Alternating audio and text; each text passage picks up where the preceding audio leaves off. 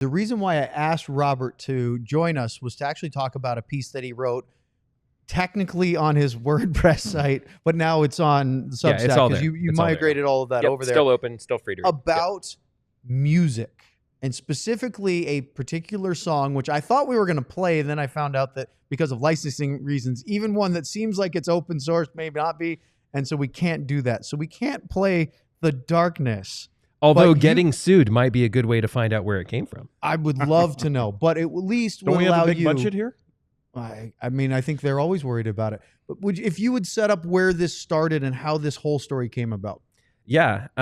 So a few weeks ago, some fans mentioned something that I hadn't actually noticed right off the bat, that after opponents score a goal at American Airlines Center, a certain kind of musical drop or song would play for 5, 10, 15 seconds. Kind of sad, kind of da da da da da, kind of something like that, very sad. And then they'd change into some other music to kind of get the crowd re-energized. And that had been going on a long time, as long as I remembered watching on TV or whatever, you could hear it.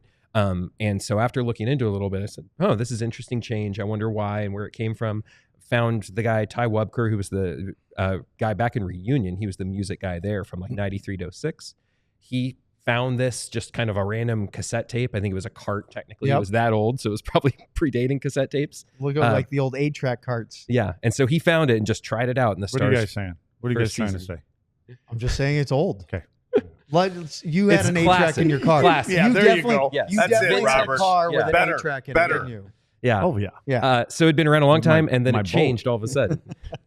Nazareth. First 8-track that went in Come my boat. on, in the boat? Oh, yeah, in the boat. It was Nazareth. That's phenomenal. Yeah. Anyway, the long and the short of it is it changed. In December, they stopped playing it after goals for the first time, and it turns out over 30 years, they stopped doing this drop. So the fans noticed it and said, oh, that is interesting. So talked to Ty, got kind of the official story of where it came from when he started playing it, and then other people like Michael Gruber, and then now I think Shippy, now DJ Shippy, had been playing it too for the last few years. Well, he's been here too, and that changed in December. So in looking into it, it was a little bit tough to figure out where the change came from. Normally, you just figure they try so many new things, the Stars do with game presentation for a long time.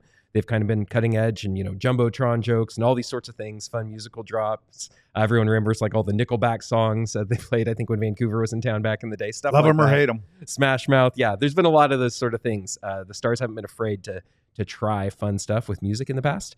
But this is kind of, no one's really wanted to say exactly why they made the change. Eventually, in talking with a team spokesperson, they said the decision was made to do something different, and that's what we're going to stick with. So we still don't know exactly why the change was made, although we do know, in looking back, I saw they stopped the change one game after that blowout loss to Nashville. Well, blowout, I think it was 4-1, but it could have been 6-1 if 2 goals hadn't been called back. And then one game later, that music was gone, and it hasn't come back since. I really wish it was gone a long time ago because you know what it reminded me of every time? Another minus. Mm-hmm. I'm on the ice. You hear the song, another minus. Sleds must be out there. Yep. That should be the song they play at the funeral march for me. Is that song? It's the response. The death march song. What's it called? The death song? It was The Darkness. Oh, Darkness. Well, same thing. The Ticket radio station uses My it address as is 666. their by the way. trifecta, which is when they talk about famous celebrity deaths, and they'll do that on a weekly basis. And they adopted that, I think, afterwards. And let's talk more about this and then get into some, if we can, laundry list of NHL news and notes. Robert, stick around. We'll talk more about all this stuff. Sounds good. Here on the DLS Dallas Stars podcast. Saturday Neon, started by 2 college friends. Saturday Neon makes officially licensed collegiate logo LED neon signs, perfect for your home, office, dorm room, fan cave, or bar. Still not sure what a fan cave is. Check out their new Essentials collection featuring almost 50 of the biggest schools across the country and counting for only $75. Check out their Texas A&M, Texas Tech, Oklahoma State signs.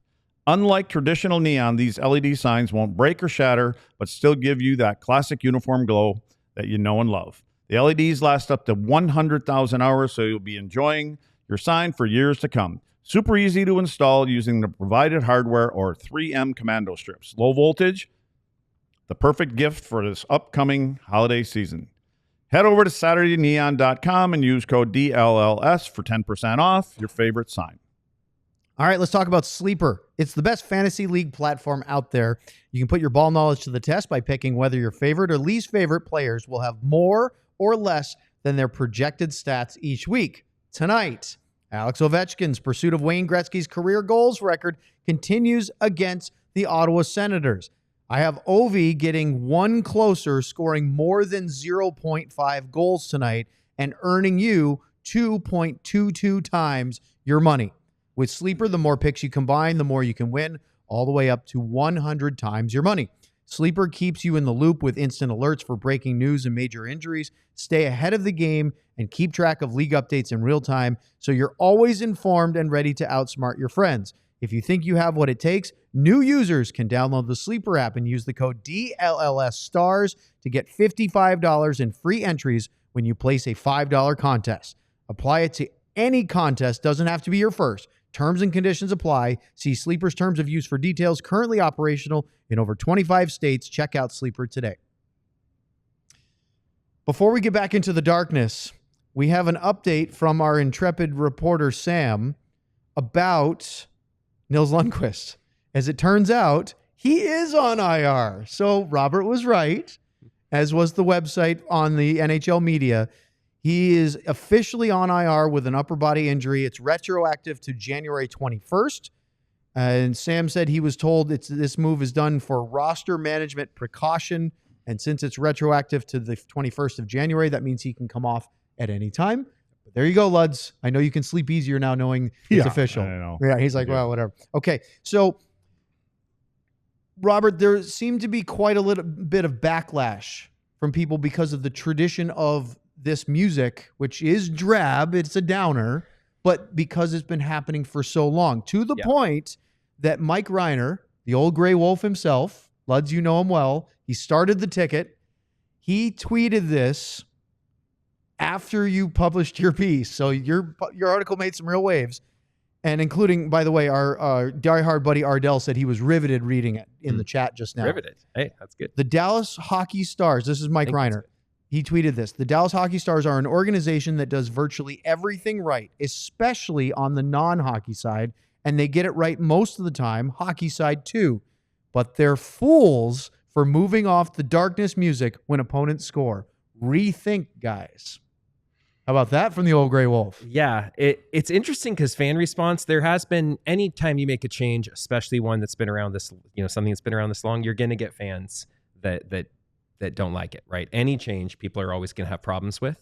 But there have been some fans who have said, similar to Luds, I hate that song. I'm so glad it's gone. And obviously, it's sort of weird to have a song, in the context of the NHL, it's weird to have a song that almost like commemorates an opponent scoring, right? So there's definitely an argument to be made for making the change. Just the fact that it was made kind of in the middle of a homestand seemed kind of odd and a little bit out of the blue. But there are definitely fans who I do not think will miss that song one bit.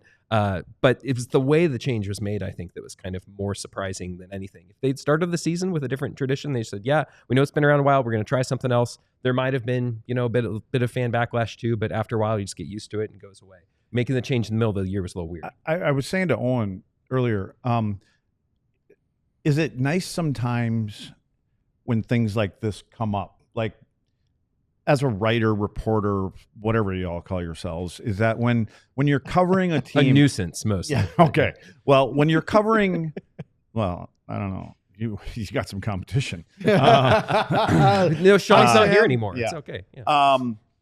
When you're covering a team that is really good and just kind of gets boring after they're winning all the time, right? I was saying that, like, when we were in Montreal and we were winning and like, man, this is great. You're winning. And then as a writer, I'm thinking, well, what the hell are you going to write about today? The same guy scored. They did this. They did that. But then all of a sudden when you start losing, well, now we got stuff to write about and we can start picking things apart. So when a team is doing well, I'm guessing it's okay for something like this to come up because it gives you something else to go down, the road to go down. Yeah, I think as an organization too, it's easier to weather anything like this when you're packing W's in the standings. Yeah. That makes a lot of things easier. And no one to their credit, I mean, I certainly never try to dig up stuff to, create drama and stuff like that. This was a story that initially I thought would be very, very small and just kind of for the few people who care about this little thing, it changed. And here's why. They made this decision. They just didn't bother making a big announcement. Here's why. But yeah, I think when the team's doing really well, people want to hear some story. And that's why you kind of have to remember constantly, look at the standings, look where the Stars are. Given even the injuries they've had already this year, they're doing really well. They're keeping pace just about with last year. So yeah, it's fun to talk about these things. And I think it's a fun debate. Honestly, it's good to hear from fans about who like the tradition, who don't like the tradition. And probably, I said this at the end of my piece too, the Stars will probably come up with something good in the long term. They'll either replace it or do something different, but they'll have a good reason for it. Because like Mike Reiner said, they usually do things pretty well when it comes to making the game experience. The other thing is, I think about like the Phil Collins song, In the Air Tonight. Yeah. There's so many. Everybody thinks they know that this story, this what it was written about. Does anybody have any ideas of what the song originally was about?